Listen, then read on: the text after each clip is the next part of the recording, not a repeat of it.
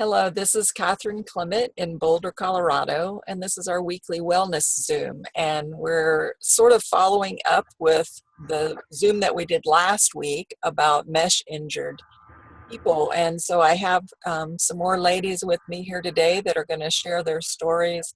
What I have heard and learned from them is absolutely horrifying to me as a woman, as a nurse, as a everything. You know, it's just unbelievable that these things are being used, considering how they are just completely devastating lives. And so I want each one of them to come out and share their story. And we were hoping for a much larger crowd. Maybe some more people will join in with us, but it doesn't matter. You need to hear each and every one of them, because that is half of the problem, is that people are not being listened to. So if you have any sort of incontinence issues or hernia issues or any kind of anything where your doctor says, oh, we can fix you with a sling or some mesh. I don't think they refer to it as mesh, but they have other words that they use. You really need to listen to this, because this is called informed consent. When you go to the doctor and he says, here, sign this paper, he's supposed to tell you what can go wrong, but 98% of the doctors don't do it. I can tell you, because I was a nurse for 20 years, and that was always my job, was to go get informed consent. But we don't always know what's going on out in the community. We don't always know what's happening. I had no idea that mesh was causing these sorts of problems until I started just, running into people, because we have nerve pain in common, and getting to know some of these ladies. I can't believe it's legal to do it. So I want to hush, and I want whoever wants to come out here to please come out and join us. And just thank you so much for being here, all three of you. Who's here today, Catherine? How are you? I'm here for you, babe. Well, thank you. We appreciate that. Who's joining us today? Do you know? We have Cheryl and Barbara with us. Oh, hi, Cheryl. Hi, Barb. Can't hear. Muted, so they can, they're muted, so I'm sure they would say hi. Let me see. Oh, they're not going to talk? Well, they will, but I think we'll do it one at a time, because there'll be background noises that interfere. So it's always best if everyone can mute except the speaker. So I'm going to try to be handling those mutes for us. I'm going to mute out, and you can go. Why don't you talk to Cheryl? Cheryl. Barbara's with us again today? Yes. Okay. All right, let's hear from you, Cheryl. Let me unmute you. You are on 216 number. There we go. Cheryl, come on out. This is not the Cheryl that's in the doctor's office. This is the Cheryl that's sitting at home. I had my mesh put in 2008. I immediately got sick. I started swelling up. I now have lymphedema, which is swelling, lipedema, which is swelling. I have scleroderma, that involves the heart, the lungs, the gastro, and I'm incontinent, and my vagina is sealed up. There's no sex with the husband. Things are very rough. I've been to many, many doctors. The attorneys only want to pay for the number of surgeries, not everything I brought up with the scleroderma. So I will do anything to help anybody with any of these things that I possibly can. That's about it.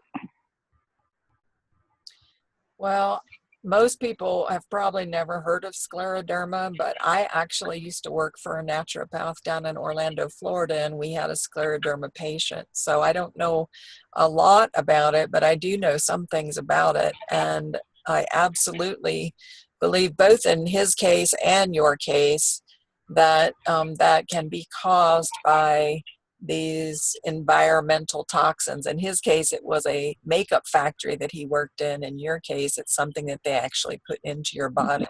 It's still an environmental toxin, right? Right. When my mesh actually eroded, so that was real pleasant.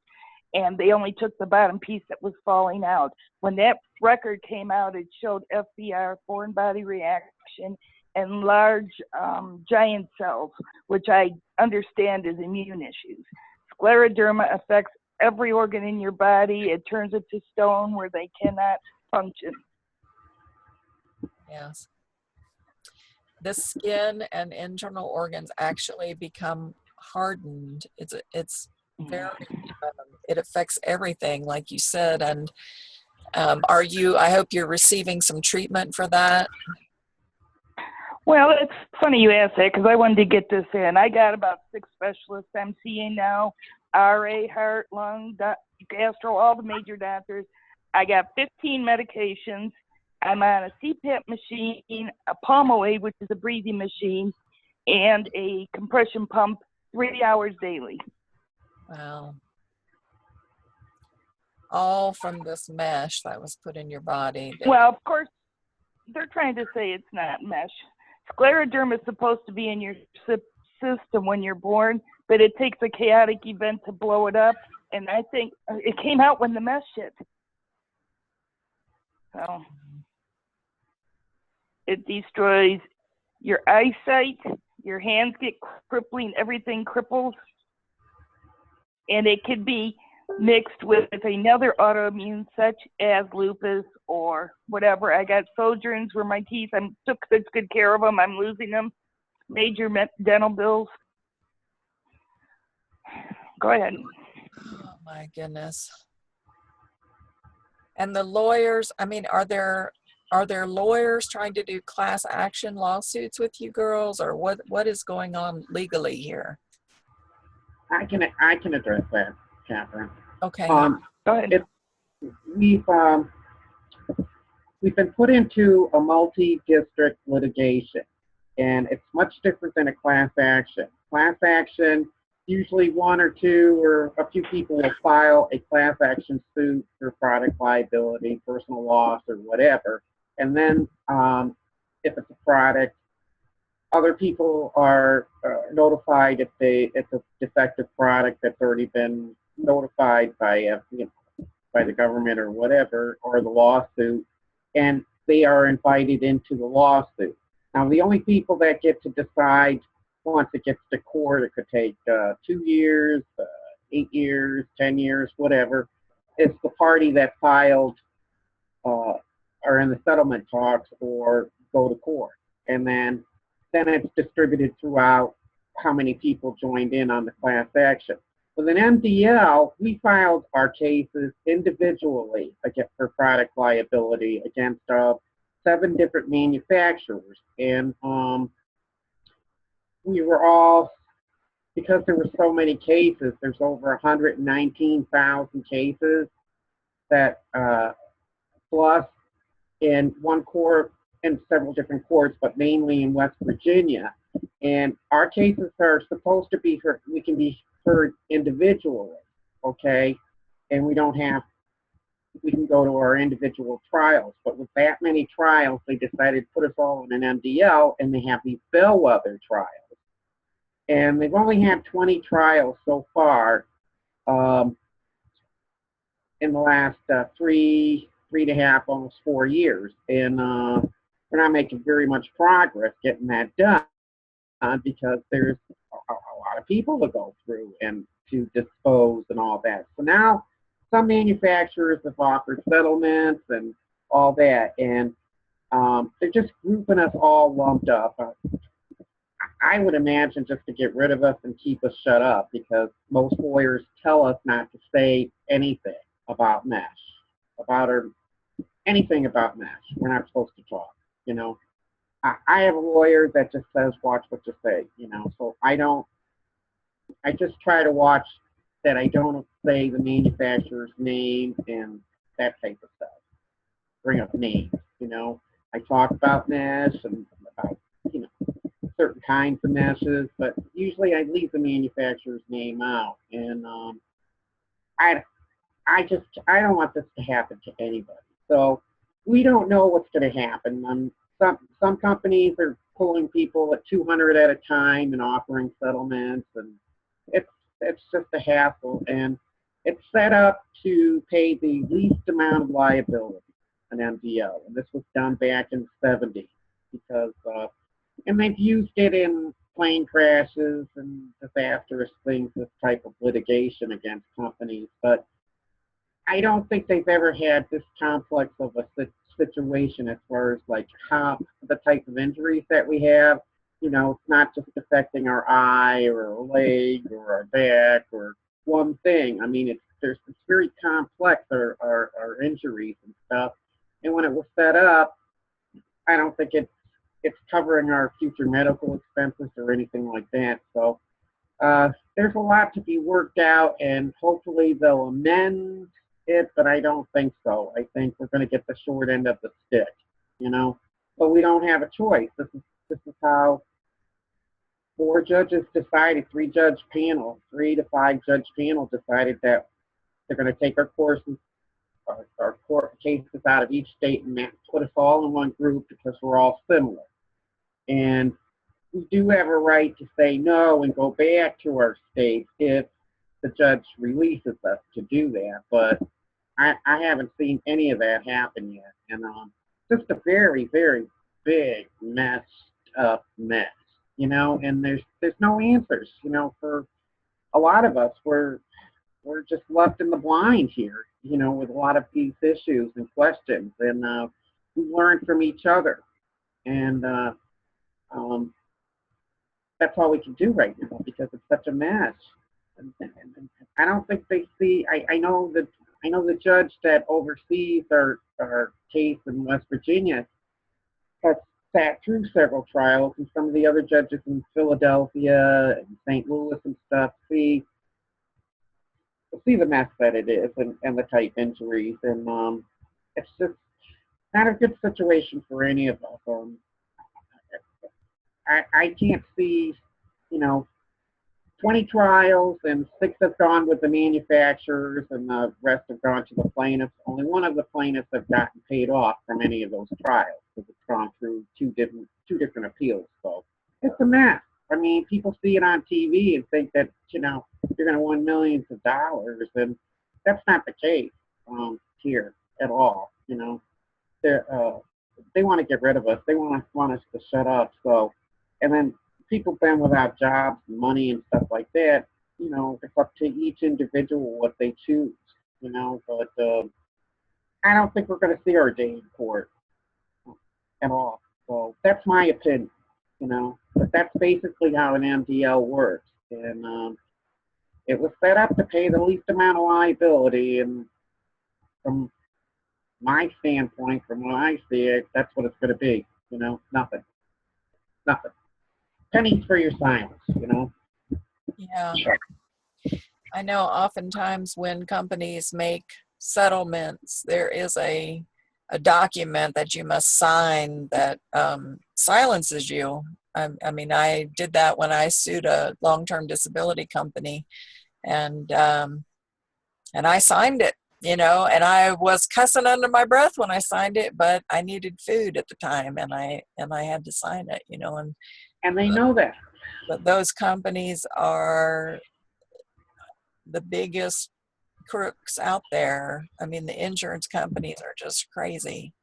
The way they leave people high and dry sometimes. And you guys, I just can't believe, since there's only 4 of us, I'm going to try unmuting everybody. And if it's not too disturbing, we'll leave it that way. That way everyone can add to this conversation.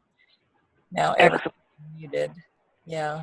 I just can't believe they get away. I mean, they've known for years now what this is doing to people. How did they get away with it? I just don't understand it. Well, OGS just met, the American Urine Gynecologist Association out in Denver, and we had Jane Aker, who does the Mesh medical device news desk. She attended that meeting, and she was like a fly on the wall. She's a very good journalist. She covers, I think she gives an unbiased opinion, you know, a reporting of the trials that she's attended and information and all that. She gives both sides of the story. And she started following us a little over 5 years ago. Just by chance, she was at some medical meeting or whatever, and there was like 3 or 4 people, maybe 5 people outside. And lo and behold, they all had some sort of mesh in them, whether it was hernia or transvaginal or what. she was just very much interested in their story, and then she just started following it, and she writes about it, and she was fly on the wall. So there's a lot of coverage on what these doctors, these specialists that belong to the society. I think there's about 1,500 members. Excuse me, unbelievable, unbelievable. They actually blame us. You know, that we're making this shit up and it's just a payday or something. You know, these doctors that put this shit in us. Excuse me, but you know, it's unbelievable what they think of us. You know, and through no fault of our own, for years we supported the doctor's viewpoint that they were unaware of all this stuff.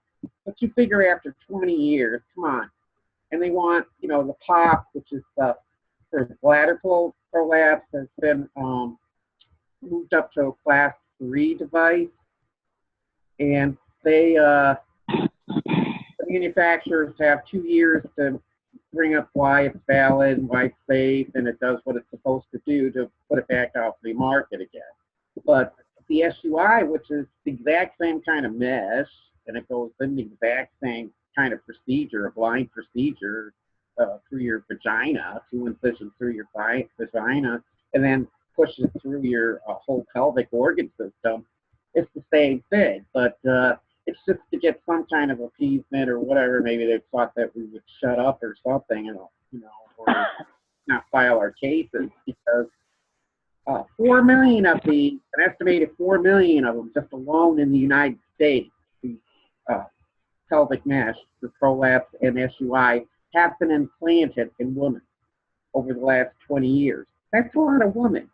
And we go to doctors with our complaints, whether right immediately after having the implant, throughout several years or 10 years afterwards with complications and not feeling well, coming down with lupus, fibromyalgia, all these different things that start becoming ill from, and the doctors dismiss it, or people don't associate it with the mesh implant. And they say it's the most studied procedure as far as the mesh. I haven't seen a biocompatibility or toxicity report. I know polypropylene is toxic to people's body, and we're just always fighting somebody just to try to get well, and they won't let it happen. I think they know that they've made a terrible, terrible error, and they don't know how to get out of it.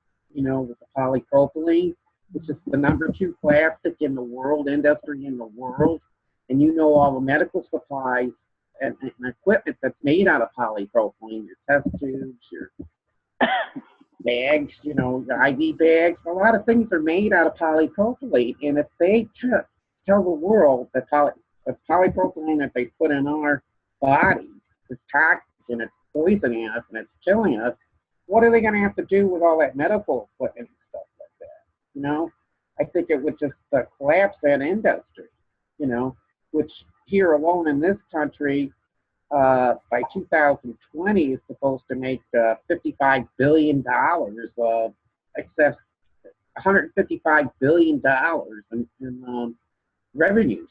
That's a lot of money, and you could put a lot of people out of business, you know. But I guess, you know, a couple million people, you know, in the United States, our lives aren't worth that, you know. And I think that's why we have the biggest problem getting this stuff off the market myself. Because Congress won't even talk to us about it. What's wrong with that? They make the regulations. And odds, I was telling you about odds, they had this one meeting where one of the people addressed that the 510K policy is an effective process to push these things out in the market. And it's not, the 510K was never meant to approve medical devices. It was a process to, sort of like gloves, surgical gloves, hearing aids, wheelchairs, that type of stuff. Not implantable medical devices. And the 510K process also was just when people wanted to upgrade that device add things to it, like change something in the surgical gloves, a material, because they were already approved. They went through regular approvals, both of this equipment. And then the 510K came in, so people wouldn't have to wait years to add something or, upgrade a hearing aid or a wheelchair or whatever kind of medical device like that. It shouldn't be used for implantable because it's not an effective evaluation of the equipment. Nothing's tested for safety or effectiveness. Nothing. They can submit 500 pages on it and kind of just likely breeze over what they think the FDA wants to know and get approval. My device was approved within 38 days. That's crazy. Yeah. And here's the device that's made out of polypropylene, which is they make it into a resin, and then the resin has to have chemicals added to it in order to form. And then to make the weave and make the fibers and stuff. And then they add collagen and all these other biomaterials, antibacterials and antifungals, anti-this, anti-that. One side gets treated this way so it adheres to your organ, the tissues and the muscles and where it needs to be. And the other side has this other stuff on it so it doesn't adhere. And we don't even know anything about it, and it's put into our body, okay? And it doesn't make sense. They've taken antibacterial soaps off the market, okay? that you just wash your hands with it, your body with it, and here they put this crap into our bodies and think that we're nuts when we're telling them that there's something's wrong. And the doctors will not write down any of this stuff that it's mesh related. But it's funny how we're all getting sick or in constant pain from the nerve damage and the muscle damage and organs falling apart and all that. It just doesn't make any sense to me.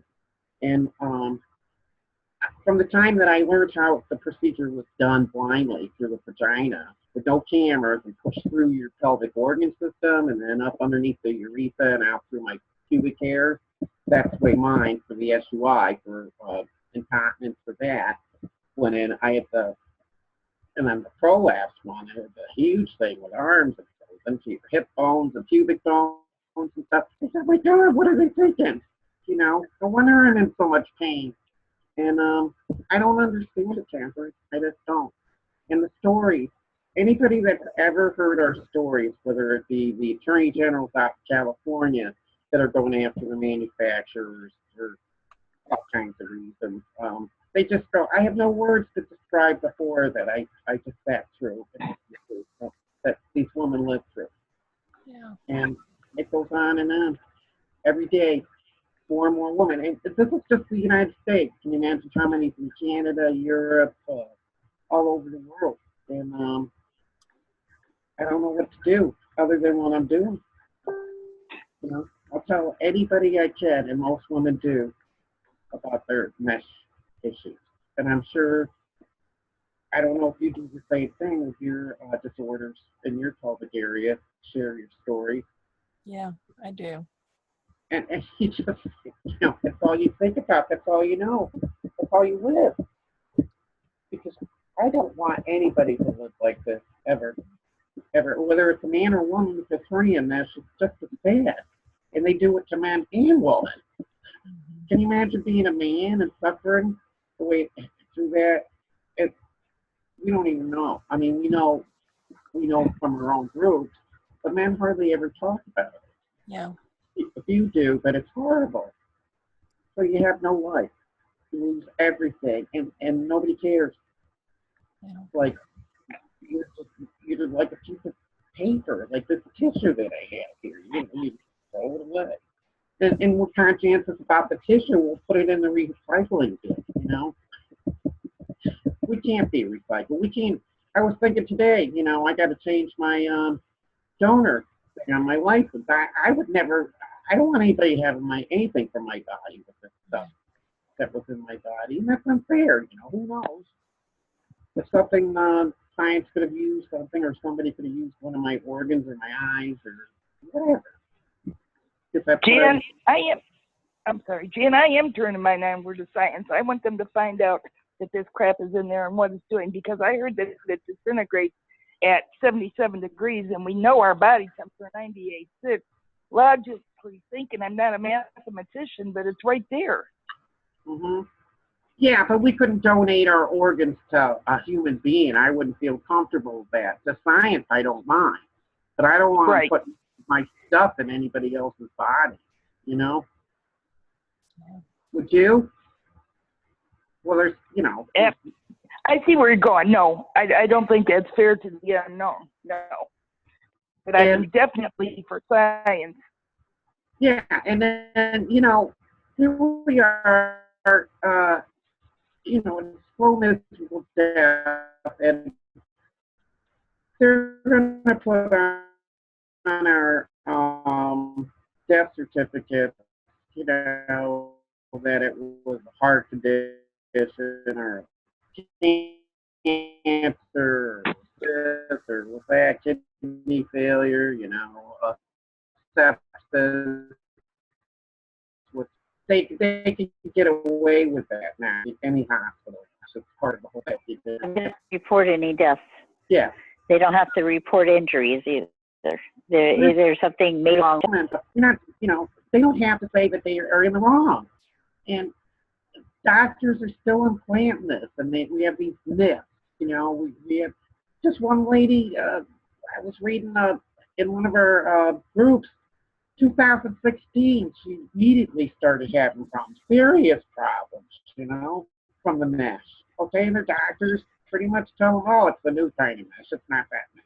You know, I mean, come on. What is wrong? Now I'm mad at the doctors. I'm mad.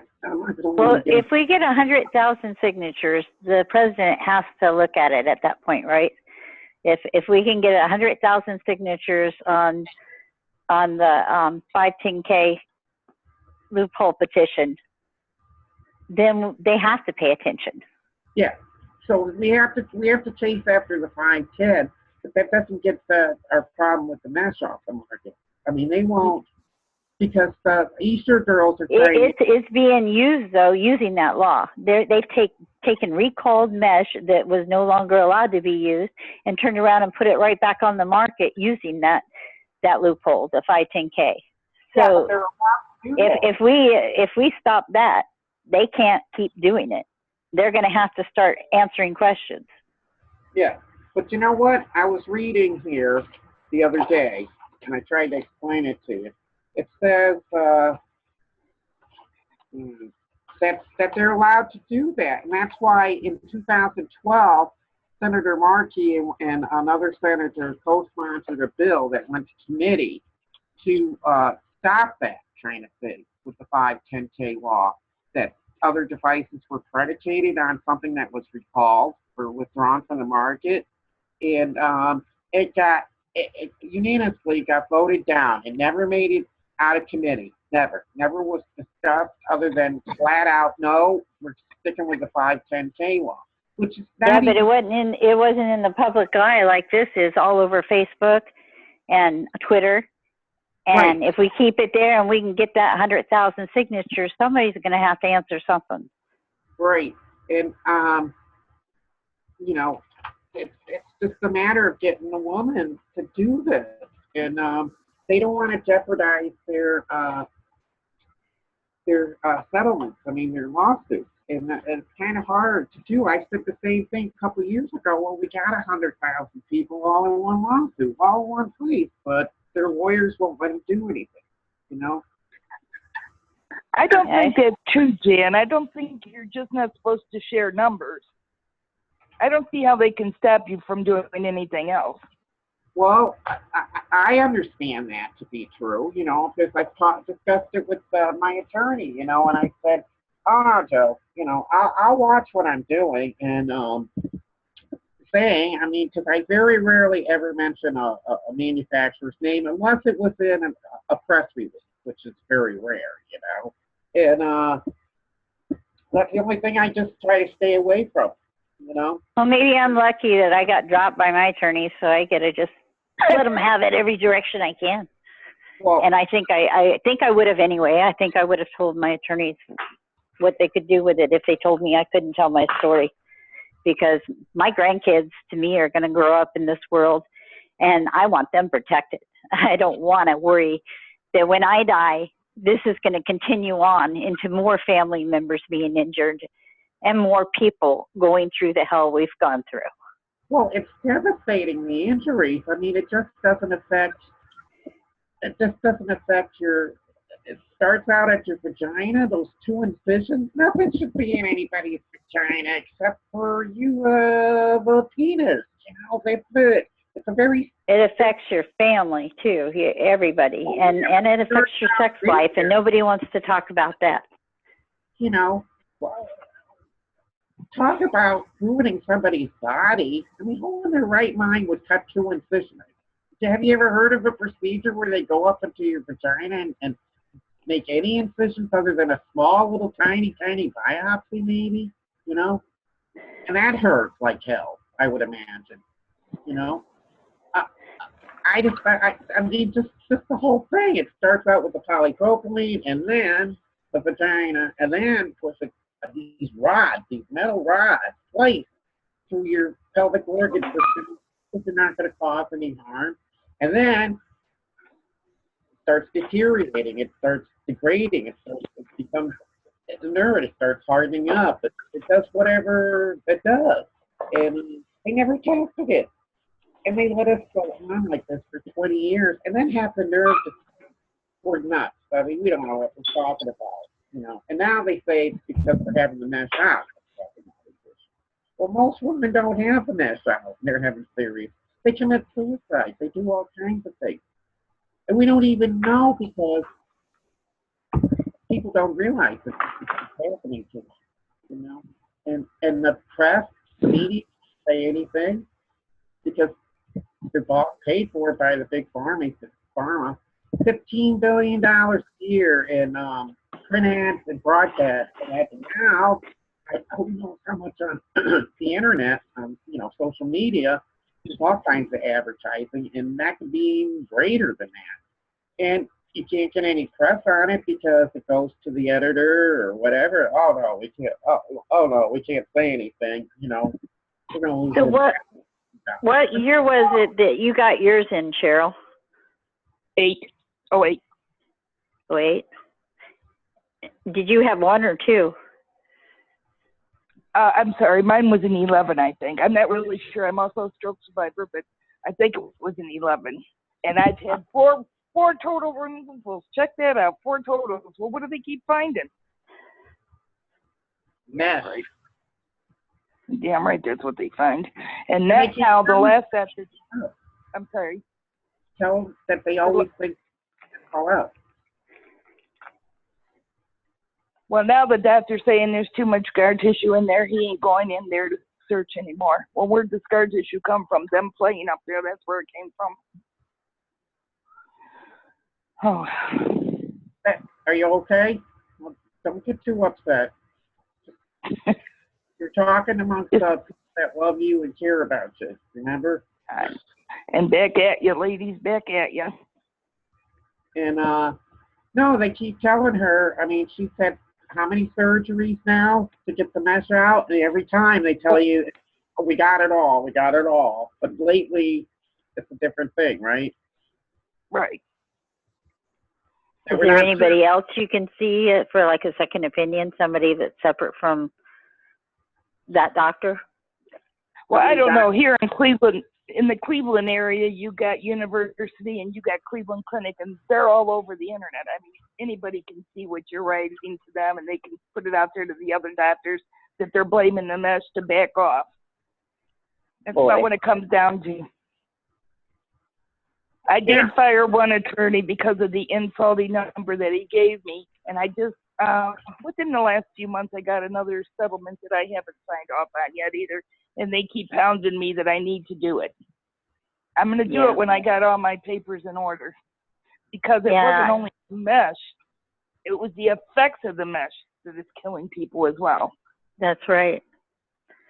Yeah, I wonder how many people are missing operation reports out of their records. To me, that's a really interesting subject. I don't even know what my attorney has as far as my records yet, because So, I mean, that's why mine was dropped, was because they couldn't get the operation report from my first surgery. I did It was get the only thing missing out of my records, and my attorneys were told for over a year that my records were destroyed. And then finally, I kept going back and back physically to get them, and finally got them to give them to me, but the operation report was missing. Every bit of the record was there, showing I had surgery, but not showing the operation report or the description of what type of surgery and what they did to me. The 97 surgery, there's a description of, but no stickers for either one. They did write down numbers, but not the stickers themselves.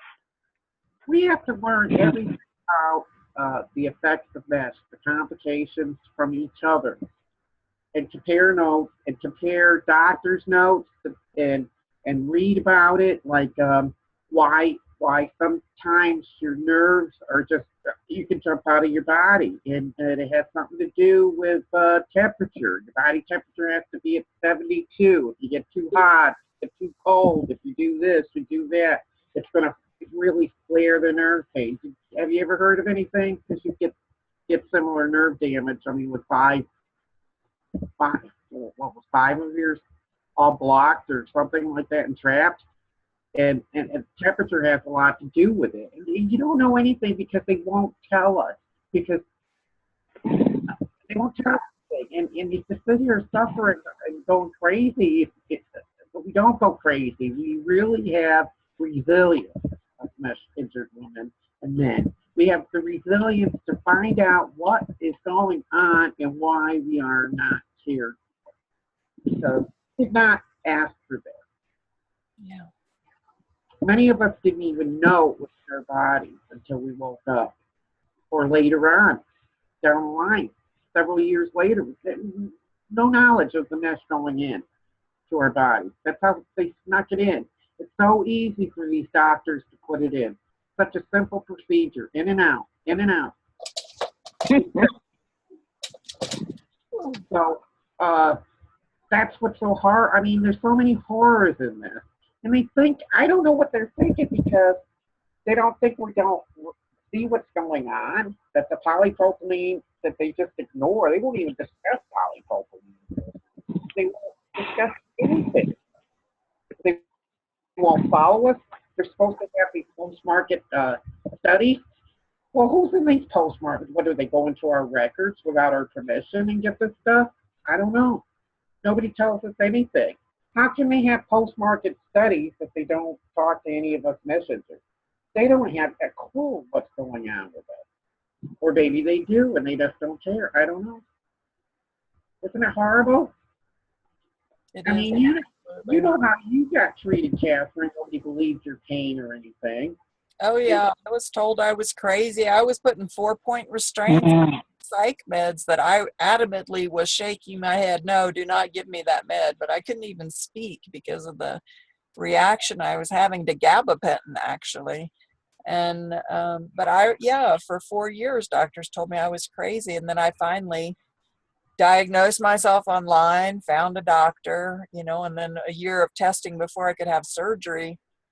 Still 24/7 pain, but I'm not suicidal like I was, for 5 years I was pretty suicidal, especially the So first. do you think it was the nerve pain medicines making you feel that way? I think or just a pain? the gabapentin did a lot, took a lot. I had a lot of memory loss, and actually what happened was my blood pressure shot up to like 240 over 140. I couldn't use my left side. My speech was, even my mom couldn't understand me speaking, and they thought I was stroked out, and but they couldn't find a stroke in my head when they did the scan.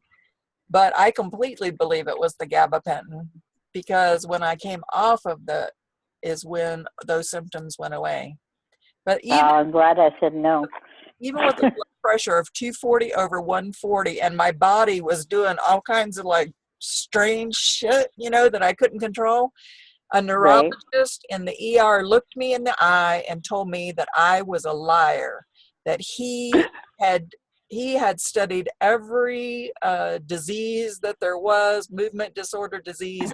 None of my symptoms made sense. And I couldn't even tell him to, well, I won't say it, but Yeah, we know know. what I wanted to say to him. And I couldn't even, There are some evil people out there. horrible, horrible, horrible. And they call themselves healers or medicine doctors. I don't understand that because, you know, who cares? I mean, can't they just own up to something? And even it's a collective thing that everything went just, it was like a domino effect. It didn't work. It was mad science that beats quackery. That's now that they're doing it. That's what I call it. Mad science beats quackery because for anybody to do this stuff to a person and know what can happen, it's wrong. As far as I'm concerned, I don't care. I don't care. One person harmed, if that's when you say, whoa, whoa, whoa, whoa, whoa, whoa, let's step back here and let's figure this out, see what's going on. They didn't bother doing that at all, and they continue it. Over 4 million women here in the United States. That's an estimate now. There might be more. We don't know. That's a lot of women. You look at the size of Michigan Stadium, where they play, the Wolverines play football, 170,000 seats in that stadium, okay? So, no, 107,690 seats in that stadium, okay? I got a poster that I'm putting up, okay? Well, we have 119,000 some odd people right now in the MDL, okay? Woman, just that knows something's wrong, or the case has been accepted and everything else. Now, there's nothing wrong with that because we know there's 4 million women that have this stuff in it and probably going to the doctor and have all kinds of problems, but it's not being associated with the mesh because none of my doctors have ever. They're just skeptical. Oh no, you're the only one. Oh well, maybe there's 2 or 3, and have a doctor that took the stuff out that told me that he never took the mesh out. He's never taken mesh out of a person before. And then come find out, you speak with 5 other women, and he's taking it out of them. Oh, wow. I wanted to add, with all my inflammation, I've had cancer removed on my legs twice, and I've had to have two knee replacements. Yep, your body completely deteriorates. And for us to have bellies like we do, that we look like we're pregnant, and most women won't talk about it, okay? There's something wrong, and your liver's sticking out, okay? That's not good. That's a sign of toxicity in your body because we've never had stomachs before. Usually you get little pudge when you get older and stuff. But none of us had excessive weight problems or anything. We might have 10, 20 pounds on us or something, but none of us grew obese within a year's time, several years' time. I weighed 165 pounds. I weighed over 260 pounds. And I never had a fat. I was always slender, fit. And that's the body's way of trying to protect you from these toxins. I mean, your body's trying to help you, but obviously, even that can cause more issues. But and they keep saying, well, you got a lot of issues in your body. You got a lot of information. You got a lot of issues. And they try to blame it on the weight or they're blaming the symptoms for the. As my family doctor and all these specialists watched my weight go up and my stomach. At first, it was just in my stomach. It looked like a beach ball, And then, of course, my legs started swelling a couple of years after. And now it's moved out through the other tissues because I've lost all my muscle tone. And it's not regular cellulite or fat. They call it fat stuff, but now it's just expanded out. Where, when I was still physically fit, the muscle tone and all that, it all went there into my gut. And my legs. My legs would swell up every day. Not that they do now, but there's only one.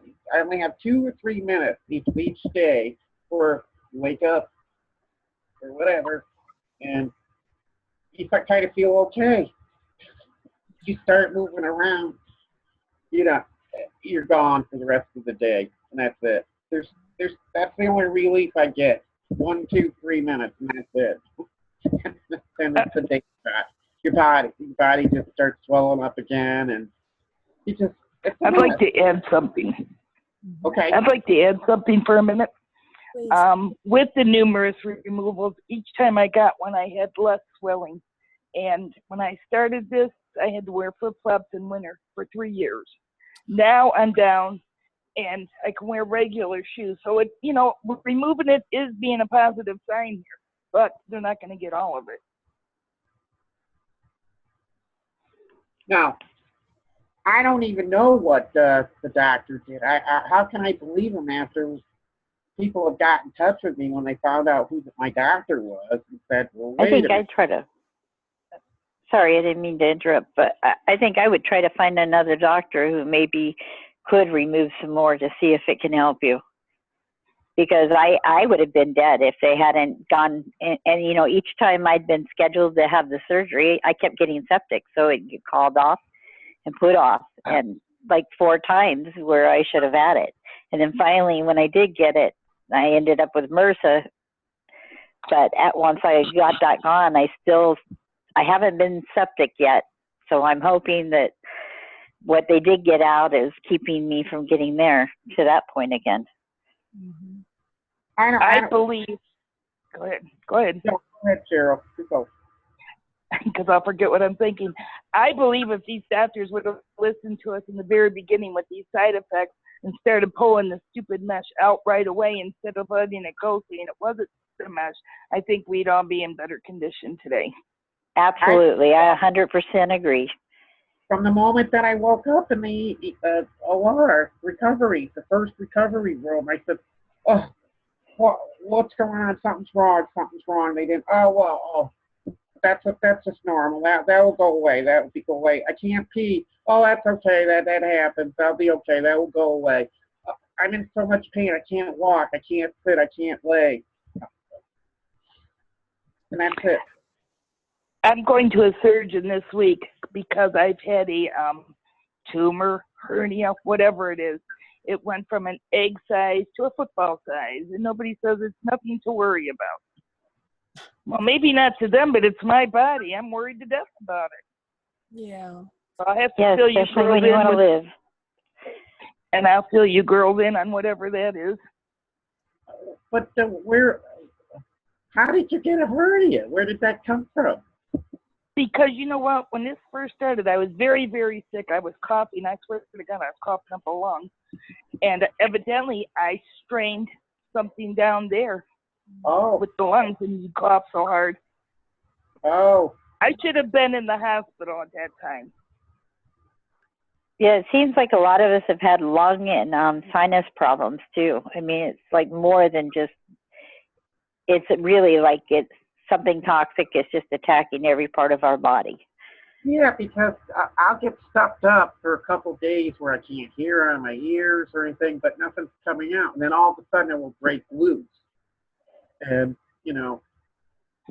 that. And I get a cough too because of the acid in my esophagus and stuff, hiatal hernia and stuff. But I don't cough up anything from my lungs. I'm very fortunate, and I don't know. I'm very lucky, that way so far. But I do have a spot on each lung, but supposedly that comes from the scleroderma as well. So. Well, I've got a spot on I forget which side, on the lower, down on my right side. There's like liver, pancreas down on that side, but they didn't seem too concerned. They only could do one thing at a time, and that took me over a year with the liver and gallbladder and gastrologist to have a colonoscopy and a scope. 1 year. They thought I had COPD, and then the last I had heard when I was in the hospital, they didn't think it was COPD. Then they were calling it pneumonia. And then I heard somebody else say that they thought it was mesh related. But I didn't get to hear enough different things to know what way and what it really is. All I know is there was like a white area in my lungs when they did the x-rays. Yeah, something on the CAT scan showed up, and that's noted in my file. And when my family doctor stressed the the radiologist, the doctor that reads it, and all this other stuff. They come up with, like one of my adrenal glands is all hardening up, or something else is hardening up. I don't know. None of the stuff was going on in my body before, but they won't tell us. That, oh, we got a lot of issues going on here, but I'll take care of that gallbladder for you. And he had a hell of a time getting it out with that stupid procedure that they had with that machine, and stuff. They can kill you. They don't even think that putting that stuff with it's all the information, these spokes and stuff down your body, and they have a hard time pushing it through because of the inflation and stuff. I don't know what they're thinking. I don't know about you guys, but I hope I am chosen for a court thing because I got a 4-inch folder just full of stuff. When you go to the doctors, don't trust that they're going to send you paperwork. Get it that day. I don't care if it's a 15-minute appointment. You went on in here today and add it to your file in order so all your stuff is collected. There's no way, they have to give you that stuff, but if you got to make them work for it, it's not good. Well, Yeah. Jack retired, early. He waited a year. I think I'm 63, 62, something like that. 63. And weird that you can't remember how old you are. But I retired. I took my Social Security at 62, and I don't know. I was born in 53. How the hell old am I now? I don't know. But anyway, so Jack retired, so I don't have any medical insurance. I tried 2 different companies, and they jacked me around. I didn't have major medical on one. I tell them my issues. I have to have full coverage, And so I end up, when I go read through the thing and all that, I have to cancel it because why am I going to pay for something that's not going to help me at all? So I don't have any insurance. I have to go to the clinics or whatever, and I have to get that set up here at the hospitals until I'm 65, And so I don't even worry about how I feel. I mean, I don't feel well at all. My gut is terrible. To think that I spent a whole year at a specialist, and I feel worse than I did when I had the liver failure and my gallbladder's attacked. There's something wrong with that. I'm not any better. A whole year to get diagnosed with nothing. It's crazy, isn't it? Would you go back to the doctors? For what? I mean, I've had 2 heart caths, That's a lot of money, $25,000 plus. I had insurance, but I had co-pays, and stuff like that. They just go in a tub. I don't care, at this point. If I was younger, I would have to try to worry about it, stuff like that. Here, when I finally, the last bill comes in or whatever, file bankruptcy. I don't know what else to do, They're going to make us pay back off for all our surgeries and stuff that we had. That's wrong. I didn't, when a tire breaks on your car or has a defect on it, they don't make you pay for a new tire. It's crazy. I don't understand this whole process. We're sick. We're injured. They should be paying our medical expenses. What's taking them so long? Do you think we're going to get any better by today? No, we're going to get worse, and they're not doing a damn thing about it. Nothing. And that's wrong. We didn't ask for this shit to be in our body. We didn't ask that. Most of us didn't even know. It's wrong. I don't know what to do. What would you? What should we do other than the few of us that are willing? Or I don't give a shit. I'm going to tell the world that this is wrong, and I keep going. Any chance I can. I have 4,000 posters about mesh. What crazy woman talks about mesh if it wasn't something wrong? Yeah, I want to know why it hasn't been on any of the media stuff, like you don't see it on Doctors or Dr. Oz or Nightline or ABC News. You look at all the medication ads that are on TV from the pharmaceutical about this drug, that drug, and everything else. 15 point some odd billion dollars a year in advertising dollars. That's why. They're not going to lose their money over a bunch of messenger women or men. That's a lot of money that pays for people's jobs and everything else, you know? Yeah. Yeah. They need to start caring about people. It's just, we're not even America anymore. It's But like it we're happens in Europe, too. becoming a nation that doesn't care. There's only 2 countries in the world that allow advertising about medications on drugs and stuff on TV, and that's New Zealand and the United States of America. All the other countries, but they are, it's a big. They have treaties, they have things, for people to take these devices out of the country. They have. Well, and doctors shouldn't be allowed to take money and free lunches and all that from the pharmaceutical companies either. It needs to be separated, just like church and state. Well, look at how many 20%, 30% of the congressmen own invest in the biomedicals and device and health. Yeah, that should have been illegal too. It was insider trading. That's all we know about. That's all they have to report, okay? Yeah. By law. So, we had someone by the name of Tina join us. I want to make sure that if you want to speak and tell us your story, I want you to come out and do that. This is normally an hour long. We can go as long as we need to until everything that needs to be said is said. So, yeah, Tina, go ahead. Please. She's like, come on, Tina. What year did you have mesh or sling put in?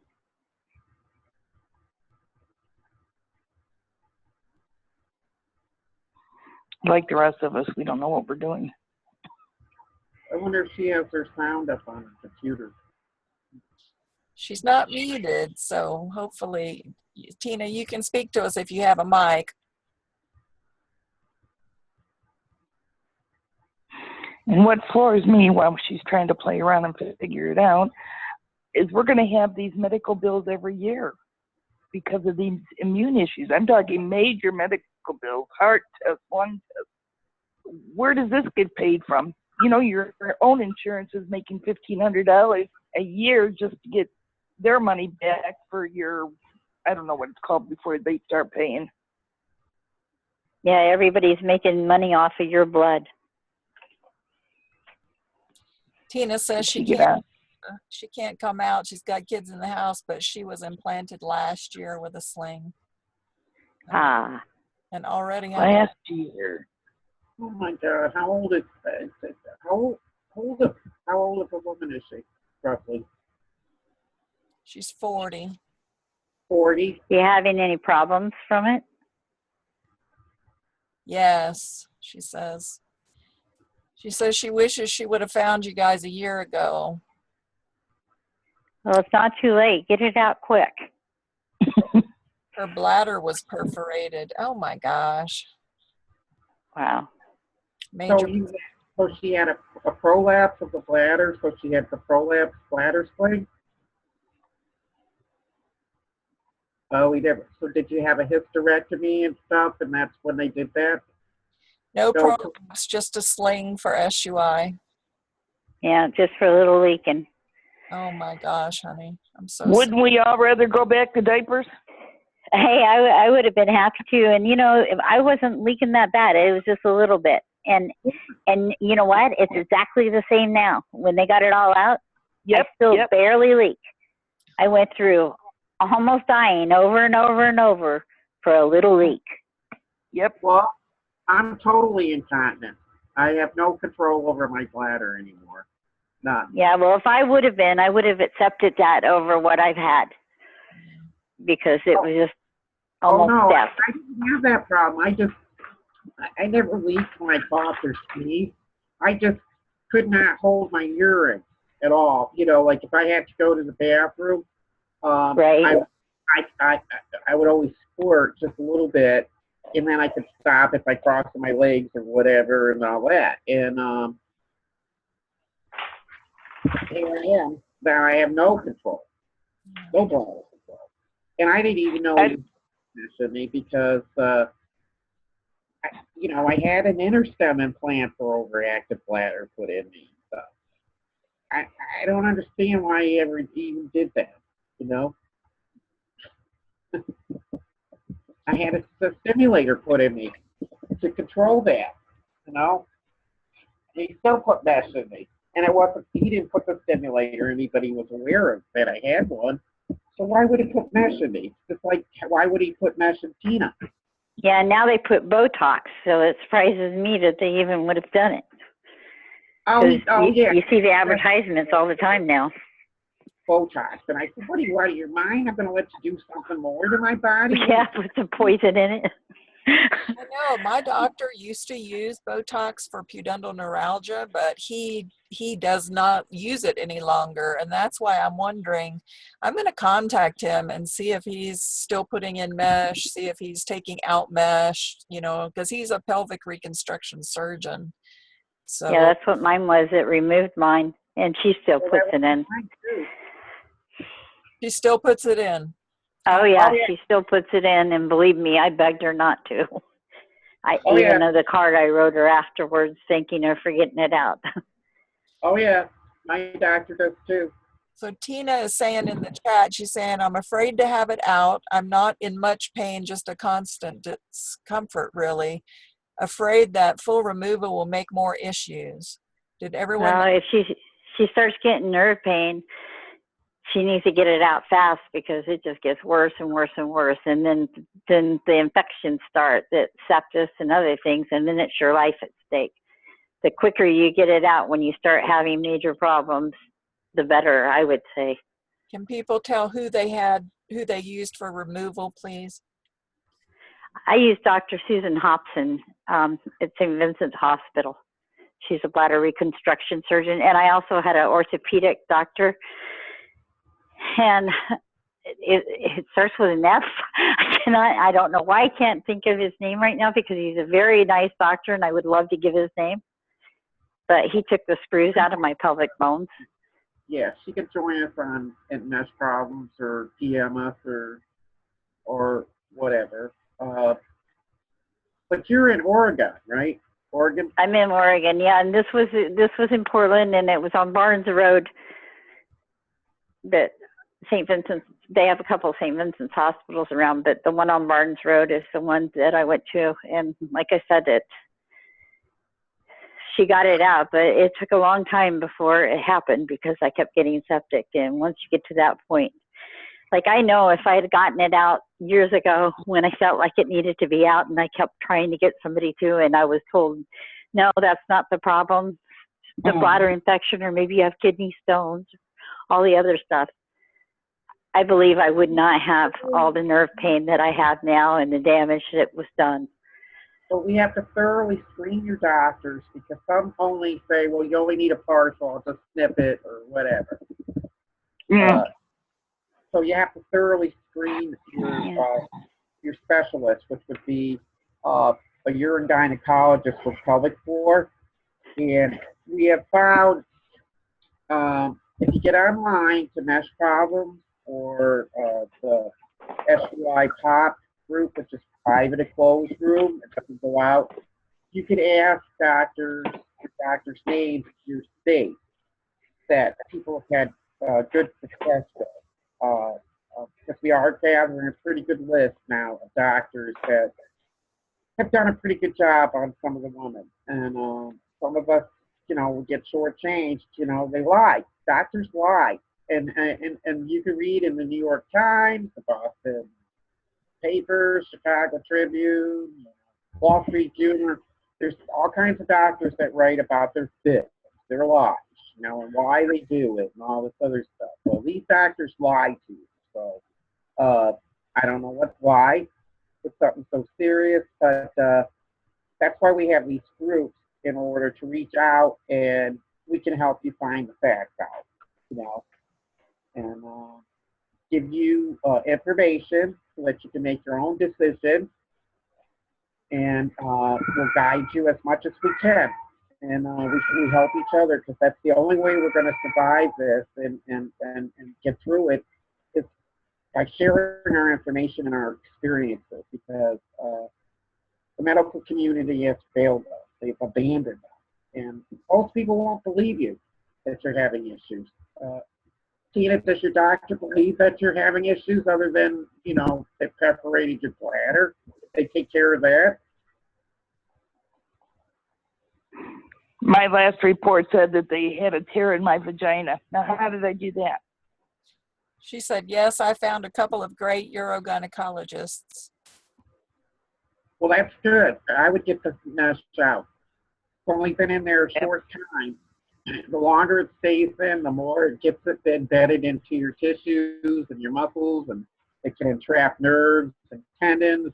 It can break. It can degrade. It can, just become very brittle and cause even further damage to that area. I mean, all kinds of horrors can happen. So, tell me you want it out. I mean, I'm in a lot of pain. I don't like this. It's not doing me any good. I've already been through the perforated bladder, and I don't want it in me. It's wrong. I don't want it. Get it out. She said that the doctor that implanted her denies that the pain has anything to do with the mesh. They all do, honey. Everyone. Every single one, even the emergency rooms. I've been to all those. I used to go in all the time with blood in my urine, pain in my back, fevers. Oh, you have a bladder infection. You have this. And I'd say, I've had this pain ever since I had this last surgery. I woke up. And everybody's telling me it has nothing to do with a mesh. It has nothing to do with a sling. It's just you have an infection. Maybe you're not drinking enough water or other things. It's never the mesh. I want to wake up from surgery and the core of your body, you tell them it's the deepest pain. It feels like somebody's pulling my inside up through me and tying me and it's hanging from the ceiling, pulling everything up, Yeah, lower back pain seems to be a big symptom with everybody too. Right, but it comes from deep within the core of your body. It's not like a regular backache. I mean, I'm sure you all have had strains in your back and stuff like that. It's a completely different pain. No, it's like a groin back pain. If I'm in the that gets worse. No, Cheryl, when did your problems start with your mesh? Oh, within the first year, I was swelling up so bad. But what I wanted to say is I was also losing my bowels out in public. I haven't done that since the removal of the last mesh. So every time I'm having mesh removed, it seems like I'm losing some of the side effects. So yes, I would say as soon as possible, get it out. So she says, my fear is that taking it out will make it worse. I'm so afraid of catheters. Really afraid taking it out will leave me without being able to go to the bathroom on my own. Did you all have issues right away, or did it take years for it to go bad? I made them take my catheter out the same night as my surgery. They told me I had to leave it in for a few days, but I refused. And it was good I did because I'm allergic to the plastic. And I had literally a bucket of blood when I peed. Oh, it was like the inside of my urethra was just reacting to the plastic inside. I had the same problem with catheters put in my arms. I've become so allergic to plastic stuck in me. My catheter after surgery, after my removal, I had to get up and go to the bathroom. I'm highly sensitive to everything. Plants, just a lot of sensitivity now. Yeah, allergies seem to get really bad the longer it's in. Oh yeah, you'll start losing your hair. You'll get sores on your legs. Your toenails might turn black. Your teeth up around the gums will start turning black and start falling apart, breaking. So don't even bother with a root canal because the tooth's going to decay and just break all the way. There's lots of issues. Fibromyalgia, lupus, your autoimmune just goes nuts. And anything can happen. Itching all over your body tells you, too, your body's trying to get rid of it. Yeah. Do you have any swelling, Tina? No. Rashes?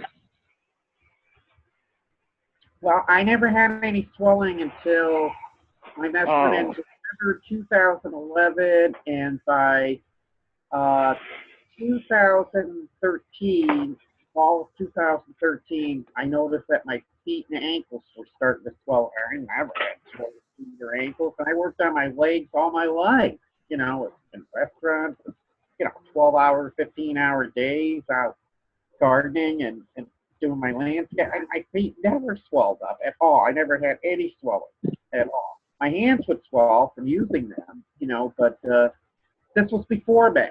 So it took about a year and a half for that mesh, or whatever happened. And then my legs were just like elephant legs. You could hardly move them. They were so swollen. And they swell now, but not half as much. I mean, they only swell up half, but my ankles and feet really swell up every day. And, I got pictures. There's pictures posted of my swelling on my site. If anybody wants to look and compare. Yeah, please. Yeah, and we got open wound pictures too, where things were abscessed and had to be drained and had to heal from the inside out with no stitches because they had to rip them back open because of the infection. Belly yet? Is your belly swollen at all? Or does it swell in the evening, Tina? These are signs that you have to watch for. That's the toxicity. Okay, well, that's good. That's really good because that's good. That's not happening to your body. But the stuff is really highly toxic. Polypropylene shouldn't be in anybody's body. It's very toxic. It's made from it's petroleum oil byproduct, and it's made into a resin. And then they add chemicals so it can make it into a plastic, and then they weave it, to whatever, like the mesh, like in an onion set or any type of mesh like that. And then they treat it with all kinds of biomaterials like collagen and antibacterial, antifungal, anti-this. They don't know what it's going to do. They know what each one of those things do in a person's body, but they don't know what it does as a combination. And I heard this stuff is like sharpener. It hardens and it breaks up, and it can go anywhere it wants to in your body. Yeah, it can go up to your brain. It can go into your heart. I mean, it causes a lot of damage, and you don't know who it's going to do what in. Do you belong to any of the groups? Yeah, so you've read some of the stories. I mean, some of the horrors, and it's really hard, Tina, and to read that, isn't it? And we have to scare you because it's not good. I mean, if you find the right urogynecologist, of course, the one that implanted you will be in complete denial. Okay, so if you have another urogynecologist, I went back to a couple of my doctors, and they said, no, you go back to the doctor that did that. I'm not going to take you clean up his mess, Of course, they didn't use mesh. So here I am, And then, we do know the doctors in this country that treat you really good. Oh, yeah. Well, you go back and you just tell them off each time you go. And I screamed my doctor's offices down. I screamed at everybody in there. I don't care. What the hell did you do to my body? I said, what did you do to my body? What did you do? What's wrong with you people? And then you tell me there's nothing wrong? Man, you got to stand up straight, lady. Just couldn't stand up straight. You couldn't walk. You couldn't do anything. You should learn how to stand up straight. That might help. So we're just trying to help you. We're not trying to scare you because all of us that are on these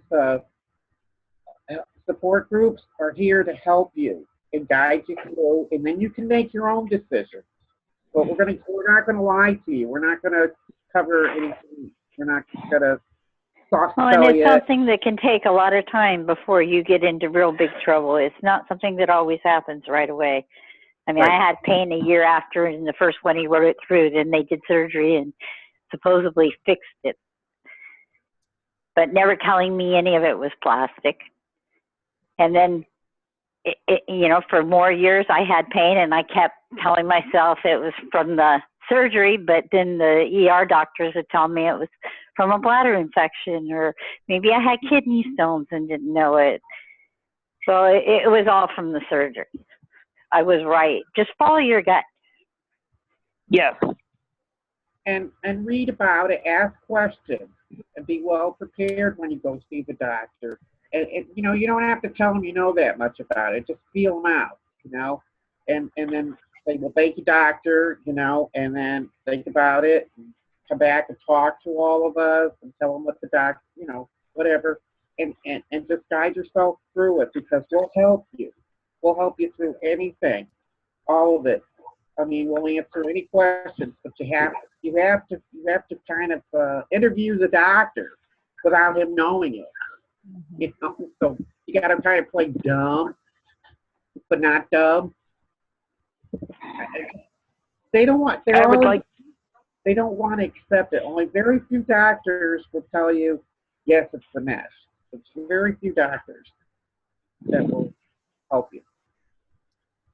Your skin on your face is your thinnest skin around, so naturally that's where the effect took place on me is rosacea comes out because of infection, so it's going to blow your face up. I am on an everyday antibiotic. Now, what do I need that for? I never needed it before. Right. Why would anybody be living on antibiotics? She says her gut says to not take it out until I start having major issues. The latest doctor I saw had a 3D ultrasound and had a good image of where the mesh is and how it is misplaced. He is the boss of the implanting doctor and asked me to document what happened. So it's not in place, I guess it's not in the right place or something. and you want to leave it there? Not me. I want it out before it did damage. It's in the wrong. No kidding. It can cut through organs. You can. I heard of a woman that bled to death because it went through her bladder, and they had her bladder in the freezer. I'm sorry. How many women have we lost in this group? I know we lost at least 3. That we know of. Right. She says Yeah, at least. away from her bladder on both sides. Honey, you But got to. there have been a ton more. If you go to the other groups, they've all lost them, like in Jackie's group, I know. the And Scottish Mesh group. we have groups from all over the world now on Facebook. In Scotland and in England and Australia and the Netherlands, the Dutch, Israel, New Zealand, Canada, and it's the same thing. And we don't mince words. We're here to help you and guide you, and you need to know all the things that can happen, that has happened to you, because it's not just affecting one little finger. I always say one little finger, because this is the core of your body. It's your whole life. It gives you the strength, the balance in your body, to be able to stand, walk, lay down without pain. I can't do anything. I can't stand up more than a couple minutes without feeling like I'm going to collapse. We end up on walkers, wheelchairs, canes, because the mesh hardens within our bodies, and it can adhere, it can grow into your and trap nerves and all that without you knowing it. And it does it slowly. Sometimes it takes a little while, but it just keeps going into all their tissues and muscles, and it hardens. Some of it breaks away. I don't know. Some of the meshes are coated with materials that they call shit. They don't have sitting is a really killer thing. And we don't even especially know what sitting up straight. And it's just it should never have gone in anybody's body. It was not approved. It was not trialed or tested in people's bodies. The only thing they've used all of us women as guinea pigs. Each time they make a new batch, new lot of mesh, the manufacturers can fool around with the collagens, the biomaterials, and everything else, and never have to disclose it to the FDA, ever. So we have no idea what they're putting into our body. None. Why are they just now going to be testing it on animals? They should have done this the first round before they put it in humans. Yeah, now they need to not test it on animals. They've already got their test subjects. Absolutely. Why do they have to torture them now after we've already been tortured for them without our permission? Exactly. Now they can't complain like we do. Yep. Poor thing. Yeah, a lot of good. But we can complain for them. Yeah, I hate to You see got it it. on anybody. We I just want you to stay with the groups, Tina, and you know, I have to. I'm just a very honest, upfront person. I'll tell you right out in front of the public, and I'll tell you in the PM exactly the same thing. And to get the stuff out and not ever put mesh in your body. I mean, I didn't know the mesh was going in my body. A lot of us were never told that this was happening, and that is wrong. That is completely wrong. They snuck it in. Oh, by the way, I stuck this up because we're just going to take care of a problem that's going to happen down the line. I had no idea. But I do know once I found out it was mesh, I said, oh, no, you got to get this stuff out of my body. Dr. Ford, which is my general surgeon, does my breast when my ducts get blocked and stuff. It saved my life from cancer. I've never gotten cancer. But never to put mesh in your body when he was doing my husband's belly button hernia. Never put mesh in your body. And I could trust this man because he saved my life many times from getting cancer, okay? He takes very good care of my breast. He knows when the ducts are blocked. He gets in there, does a little minor surgery, unblocks them. And I've never had breast cancer. My mother died of breast cancer. So I trust that doctor. Would you? But I don't trust any other doctor. Not anymore. You know, here's a suggestion. I have a suggestion. If she doesn't want to think about removal, go get some RA testing done and see where she's at on that. And if the numbers are elevated or something, you know? That's true. Is she having sleep issues? Is she having itches everywhere, you know? She can't get enough sleep. Go with one of them doctors, and then it's going to most likely show her numbers are off, and then she's going to know what the culprit is.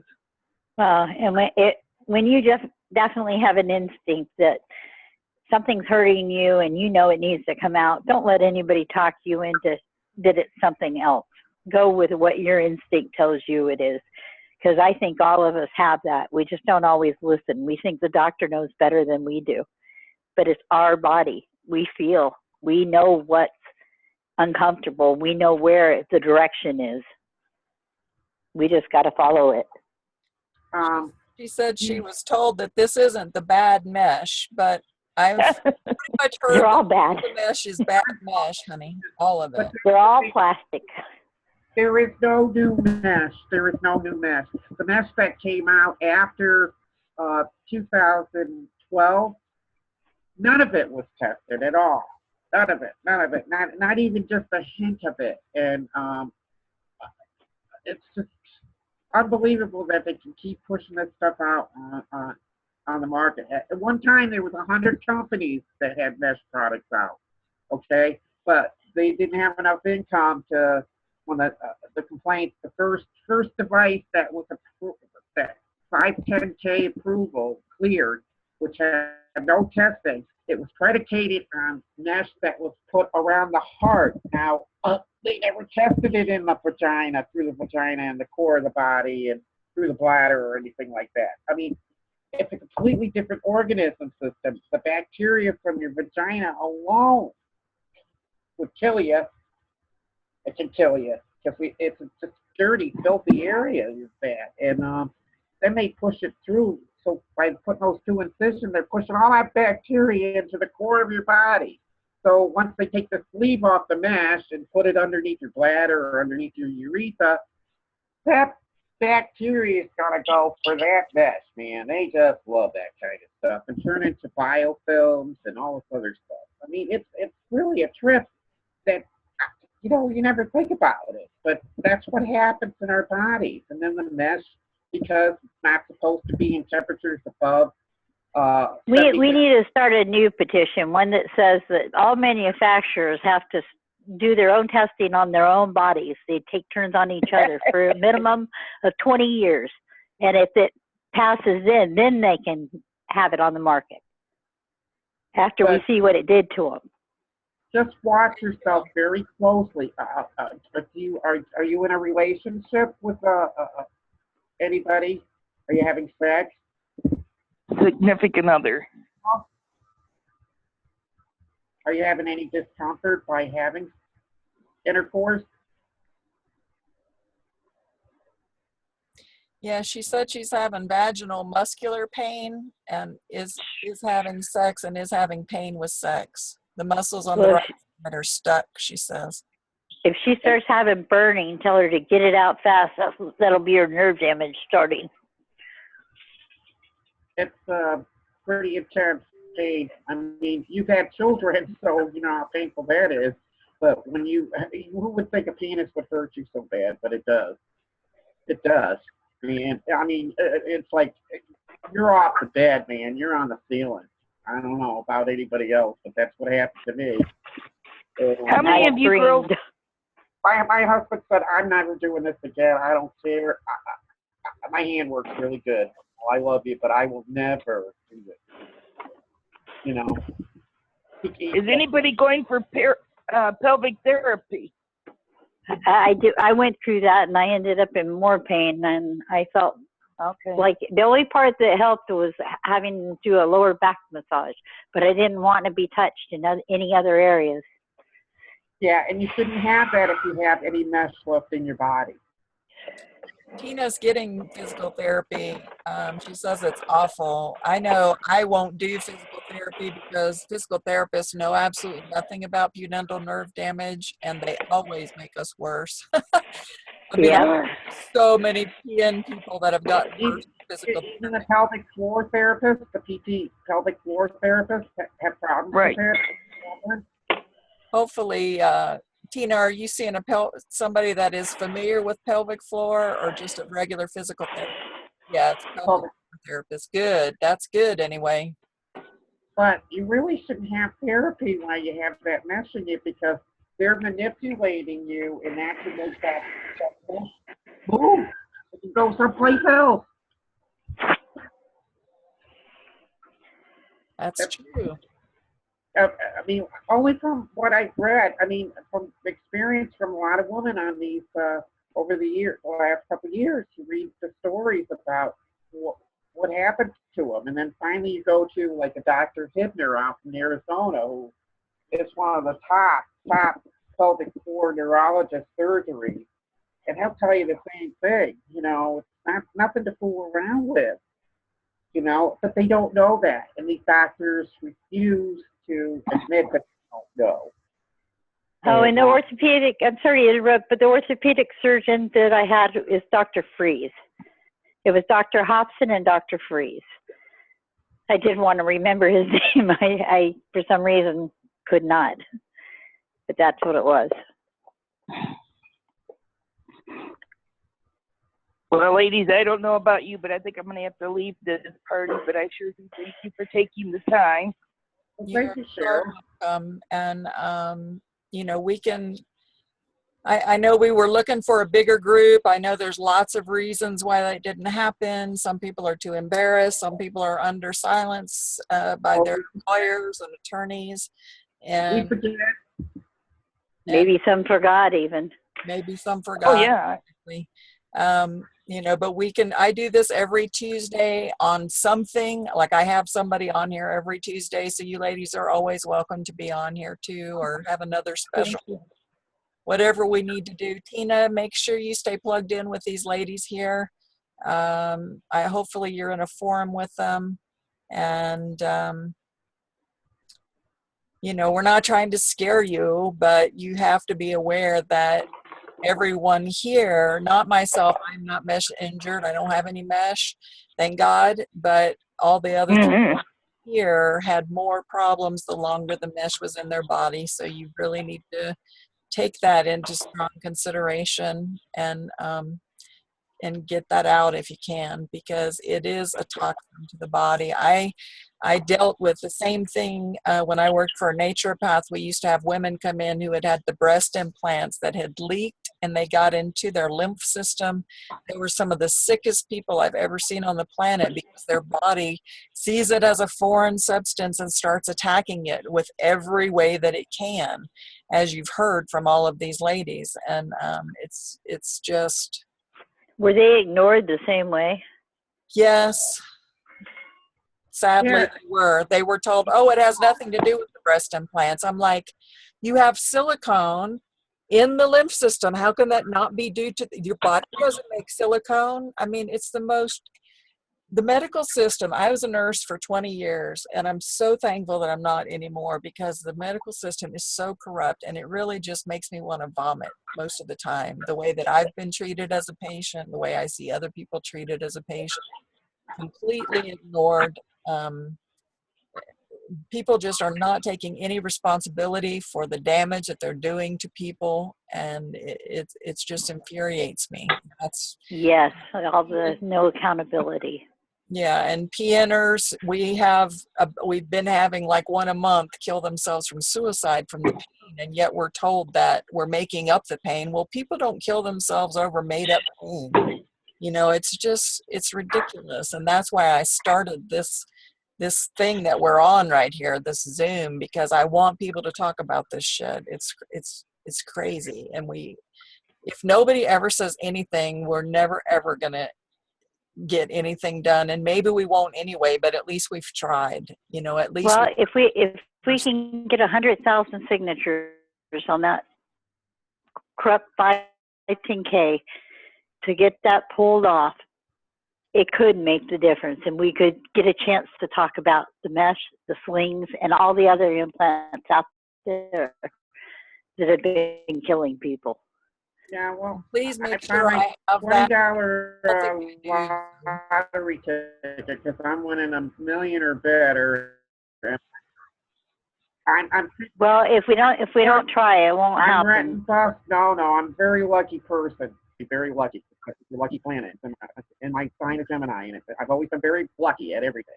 Lucky with chances of life. I almost drowned one time. The Boy Scouts rescued me, you know, out in the middle of the lake, you know. I mean, someone always saves me, you know, so I'm very lucky, you know. So I'm winning that, and I'm renting buses for every state.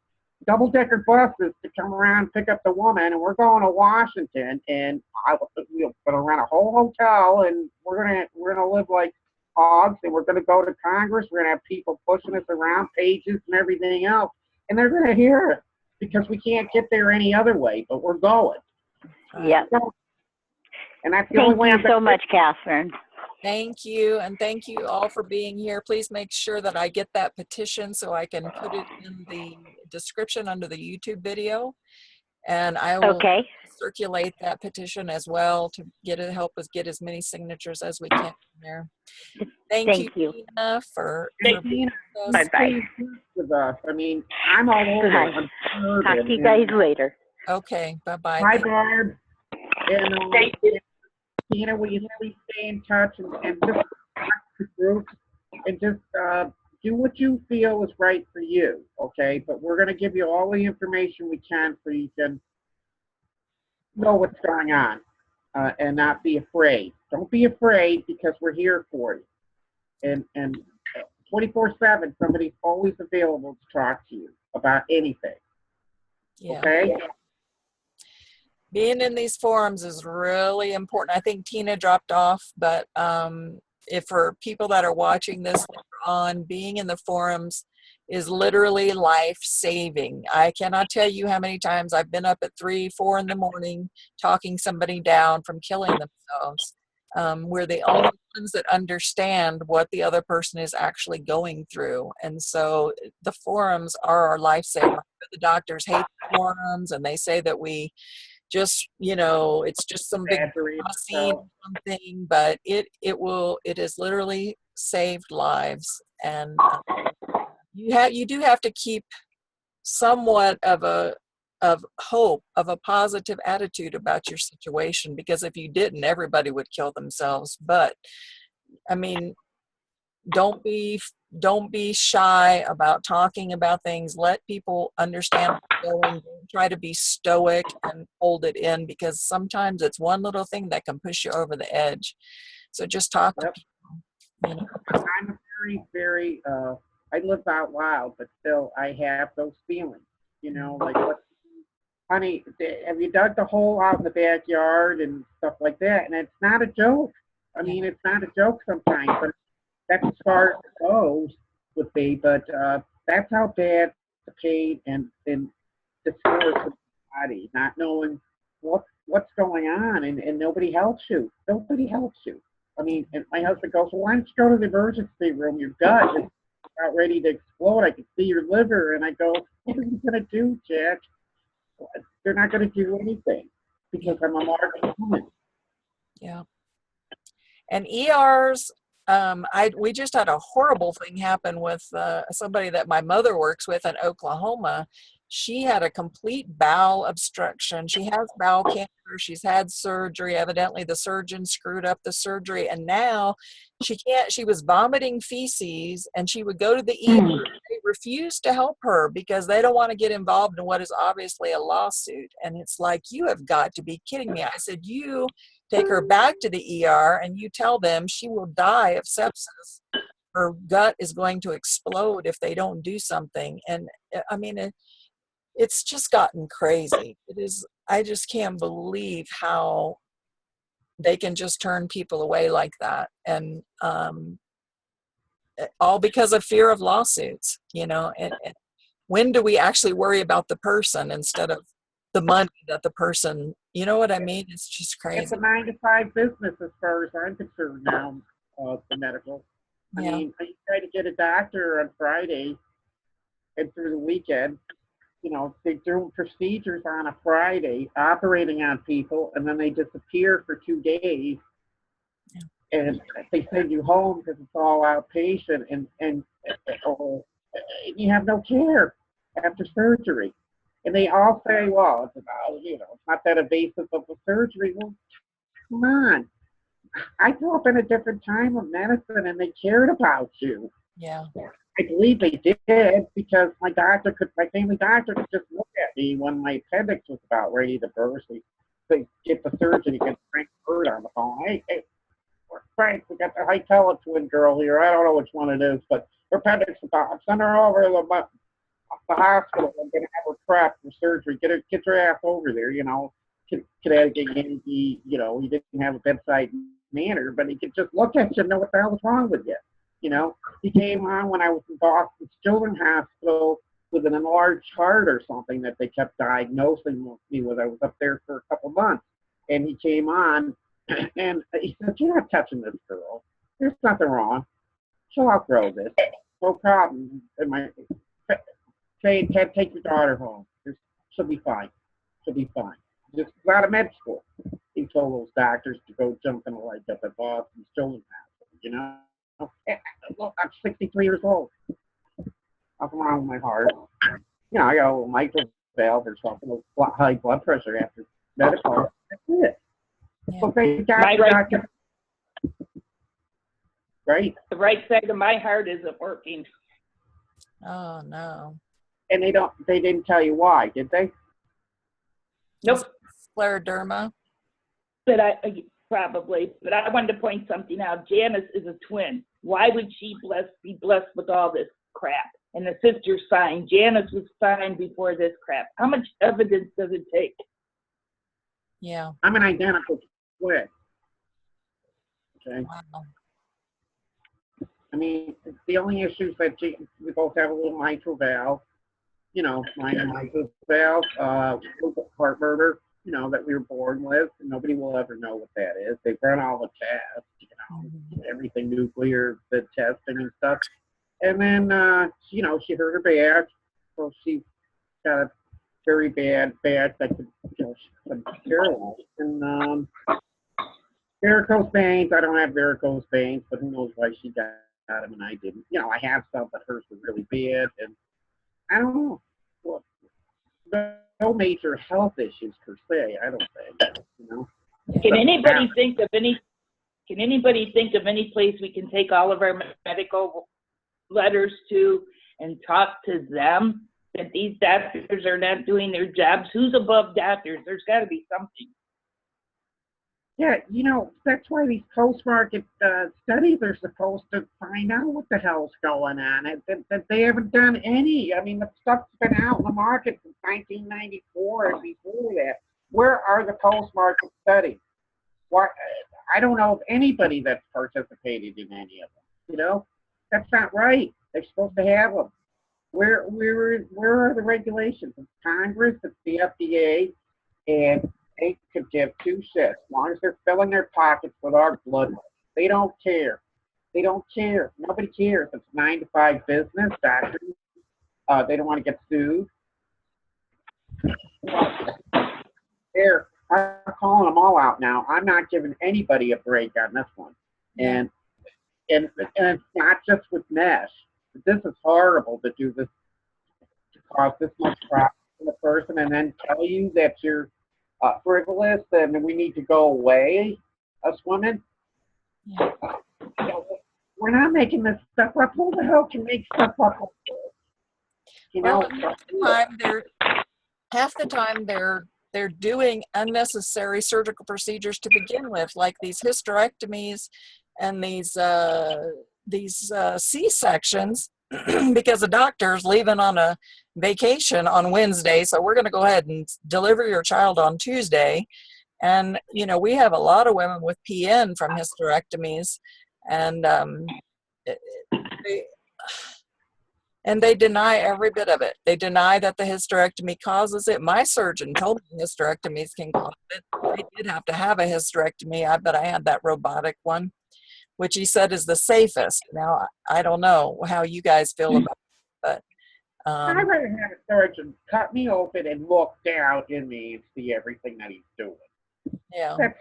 That's mess. No, don't put those damn machines on me. For God's sakes, what the hell did you become a surgeon for? You want to be a car mechanic? Go be a car mechanic. Go put a car together. Go work up in Detroit. Put a car together with the robots. We're human beings. We're blood, flesh. We have life. We're humans. You don't do that to people. I'm sorry. That's how I feel. We're not robots. We're not a piece of metal. We're not a piece of plastic. We're flesh and blood that you went to school to become a surgeon. Just poke around and see the tendons, see what life's about. That the body is a miracle. It's a miracle. No other creature on earth has anything like us. We have 2 lungs, we have 2 eyes. I mean, we are just a remarkable creature. And for you to do anything artificial to our bodies other than try to repair something with your skill that you went to school for so many years to become, there's something wrong with you. There's something wrong. You're just a quack. Would the robot pick up something? Is he going to see something like a doctor's eyes would? I don't think so. I don't either. No, probably not. I mean, that's crazy. I just go, why did you become a doctor? Go put cars together and go work on an assembly line with a robotic machine putting together a shopping cart or something. I don't care. But work on a human body like that. They're crazy. Crazy. You can say that. Use what's brain. You're people of science. For God's sake, it's just common sense. From day one, when I learned how the damn thing went in and what it was made out of, I just said, oh my God, you did this to me? What? And then you have the nerve to tell people that, oh no, not the mesh. What? What's mesh? Come on. Get real. Quit lying. Someday this is nothing more than bodily assault. Battery on a human body. Nothing. You're murderers. I don't care. You can't go around doing this kind of stuff. If I went up and slapped you in the face, you could arrest me for assaulting you, okay? Well, look what you've done to my body, Yeah. And you can get away with it because of, laws, tort laws, and all this. You're not going to get sued for nothing nowadays. Nothing. Nothing. You know, but the manufacturers are all going to turn this around on you. And now, guess what? One of our astute persons in one of our groups that researches all kinds of stuff. They've designed a mesh made out of titanium steel. Titanium that they want to use for pelvic prolapse. Made out of titanium. Oh my I'm serious because they know that that other mesh, because it went to class 3, and they can't prove that the safety and the effectiveness of it is going to get cast through the FDA now at class 3. So they've designed one made out of titanium steel. Titanium, the strongest metal in the world, titanium. Now, how do you think? My replacement knee is titanium. Yeah.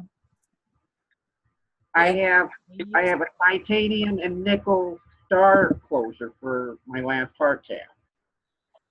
The first heart cath I had, it went through my hand or something. Same doctor, but I guess it didn't work as good, so we went to the regular, that artery called down in your leg, the femur or something like that. Emerald.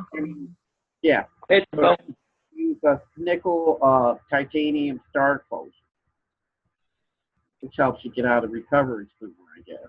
You know, they can do anything they want to your body, put anything they want to get away with it, and none of it's tested. That's what kills me. None of it is tested. It's all fast tracked through that 510K process, which just shouldn't have even be in the picture at all for implantable devices or anything. You know, fine if they want to add something to their surgical glove, go ahead. You know, but anything that has to do that goes into the body, or needles, or test your blood or fluids or anything like that, I don't think it should be in a plastic. It should be tested 100%. You know, and they're not doing it. And you know, so many people in the world are suffering, and because of greed, money. I mean, why do you get into this business if you don't care about somebody's life?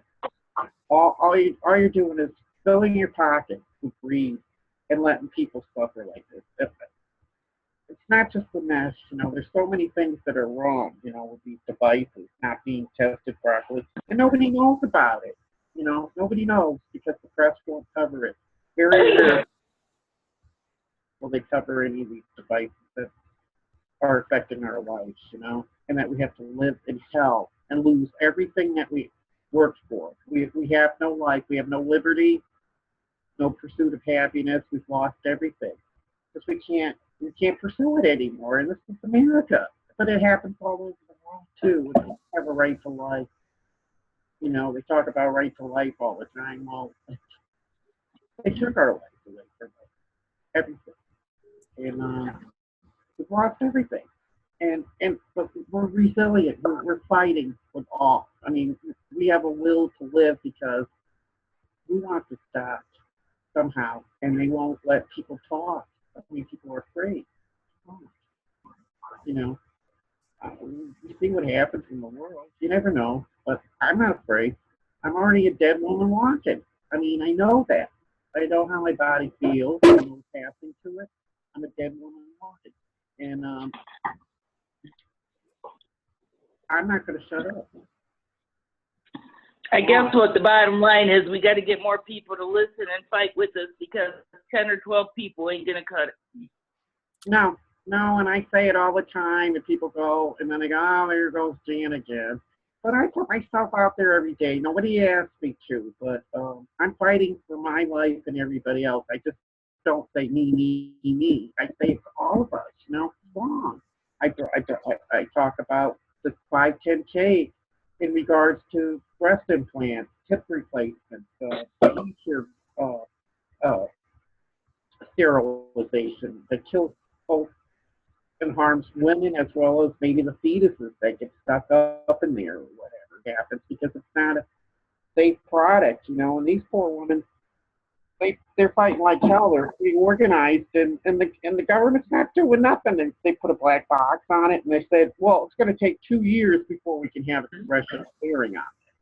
Well, they can call a correctional hearing about the mosquito, the Zerka thing. We get some billions of dollars around the world, but they can't help the Escher girls, for a foreign company there. The device is made in Germany, okay? So, they got all this wheeling dealing that we have no knowledge of, patents. I would bet that the government owns patents and all this stuff, part of the patent law, the patents on this, and they're making money off of it, and they're killing us. And it's got to be something like that for them not to say, well, okay, we're going to let, look how many years the Vietnam vets with the Agent Orange and stuff like that. Well, we know, and you don't want to talk that's conspiracy or anything like that. I don't care what you call it. It's wrong. I don't care, I'm not an alarmist. I know what's happening. I know what's happening to me. I know what's happening to hundreds of other women. We're not making this shit up. It's not a coincidence. There's something wrong. Wasn't something wrong with the Vietnam vets with the Agent Orange, They get similar things. They get sores and stuff like that from the toxins and stuff in that. And they had to use an oil in order for that to adhere to the foliage. So it was a petroleum-based product. So, okay, they had to use petroleum oil to make it adhere to the jungles, all the leaves, the foliage and stuff. Who knows if it all correlates? We're not dumb people. We were educated, okay, from a young age. We know how to read. We have minds. You're not the only brain scientists and doctors, We know what the hell is going on, We're not stupid. Some people are a little naive and they won't believe, oh, no, that couldn't happen, but it does. It does. They've lied to us over and over again in this country and all the world. And people are getting fed up. All we want to do is raise a family, live our life, try to do the best we can, not hurt or harm anybody, and that's it. Leave us alone. Don't kill us, for God's sake. I don't know why they're doing it, but it's getting bad. Is Tina still with us? No, she dropped off. I just wanted to say, once your body takes a turn, it may slow down with mesh removal, but you'll never have your body back. Oh, no. I don't mean in shape, I mean in medical formation. You get an immune issue, it's for life. You get the lymphedema because everything's clogged up with gunk that shouldn't be in your body. It's for life. I hope she really sees this. I don't know. But I think some of our girls forgot about us that wanted to talk, or maybe they had second thoughts, but like myself, the first week I forgot all about it. You go, hey, Jan, you ready? What? I forgot all about it. We're got mesh braids, mesh fog, We need little nudges, And then we procrastinate. I'll check in later. I'll check in later. And then you take a nap or whatever. Because we don't really have much of a lot. Your reminder was great for me. I'll talk to you later, Jan. Be good, everybody. Yeah. Bye-bye. All right. I love you. Bye. Thank you so much. And I'm going to let you go. You look tired today, Catherine. So a little bit, yeah. Love you. Thank you so much. Keep up. I'm here to help you. And well, we appreciate it. And maybe when people start doing what they do, they'll want to come on as a group, because we can go to 50 people, right? Yep. And I think they should take the opportunity, but I get upset, but I don't get upset. You know what I mean? I just get frustrated. Yeah. I should just say frustrated. That I can't do more. That's why I get so upset. I cry every day. I weep every day. I sob every day for everybody. And I don't know what else to do, but I'm gonna go post my tweets today and see where I can help over. So today somebody's gonna stand up right by our side, so we have each other right now. Yeah. We do not alone. And I love everybody, and just believe that healing's on its way. That's all we can do. Just believe healing's on its way, and we love each other. Yeah. That's it. Okay, thank you, Catherine. Thank you so Take much. care. Bye. Yeah. Bye-bye. Pam, are you working in that room?